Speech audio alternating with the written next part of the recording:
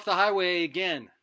Tony Kriz, Dr. Curt Thompson, my friend, uh, psychiatrist, neuroscientist, believe it or not. Um, do you believe in God?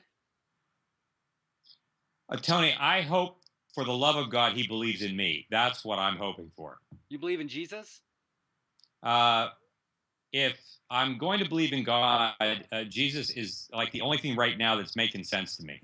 Okay. And honestly, I'm like I not that he always makes sense to me, but I would say that has as much to do with my inability, to make sense of things in general. Quite seriously. Do you believe in the supernatural, the unseen? Well, do you mean like do I believe in oxygen, No. Do or you mean do you believe in the God's just being that exists in the unseen realms? Do you believe in the supernatural? Do you believe God created the world? Oh, I do, but then like the shrink in me wants to ask another question, right? I want to ask the question like, what do you mean by the word believe? Of course, and we'll leave that for another episode. But here's my question for you: as a scientist, who lives in the world of observable and measurable, and I even read your books, like your book Anatomy of the Soul, and you're taking measurements of the mind and stuff, and through it, and yet there's this.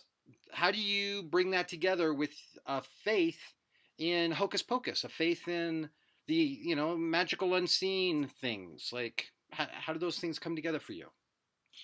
Well, I would say that first of all, this may be your question is a great question, and it's one that might string through a number of our conversations because I would say that this has been an angst-provoking question for me since I was probably about 12 years of age. There we go. And I don't think that I'm ever going to be completely absent from that angst. But I would say that two people that have been really helpful for me in this regard have been a guy named Leslie Newbigin, now deceased British theologian, and if you know him, right, one of my heroes who's been so terribly helpful for me in the last 15 years. And through him, also then a guy named Michael Polanyi, which you may also be familiar with, former physical chemist, but then philosopher of science.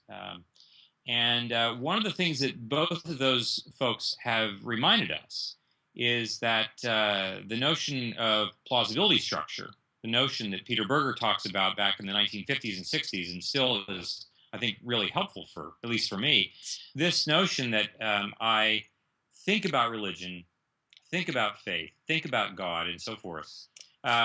We're often not aware that I'm trying to think about God through the lens of science. And the reality is that when Jesus comes to us, as he does in the Gospels, we aren't really given that option to think about him in those terms, because science would tell us that there is a particular way to know things, and that way is to set up your hypothesis and test it again and again and again, and then publish your results and so forth and so on.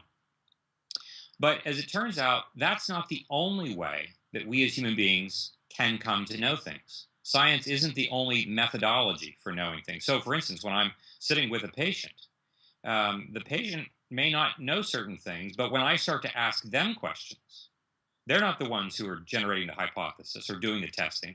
I'm actually the one who's asking the questions. And they come to know things about themselves and about others, not by being in the scientific chair, but by being in the one who's actually being asked questions. And that's a very, very different way of knowing, but it is a kind of knowing that we are confronted with in the scriptures when God comes to us in Jesus, and Jesus asks questions, and Jesus heals, and kind of messes things up for me. But it's challenging when we live in a world of science in which we've kind of we're all drinking the Kool-Aid that tells us that the only way to know things, and or if there are other ways, the best way, the most effective, the most trustworthy way, is through the way of knowing things like scientists do.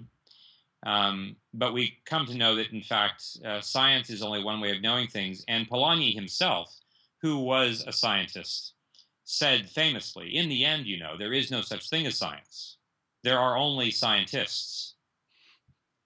And I take great comfort in that, in recognizing that in the end, relationships are really what all this boils down to. It doesn't boil down to a set of facts that I'm going to test in a lab. Um, that's not something that I do with my wife. That's not something that I do with you. And that's not something that I end up doing with Jesus. And so part of this is all very, very long-winded. I don't know if it's being very clear or coherent, but perhaps more at another time. All right. Very helpful. That is how a scientist thinks about belief, my friends. And hopefully it'll be helpful to you. It's helpful to me. Curt Thompson, Soul of Shame, off the highway.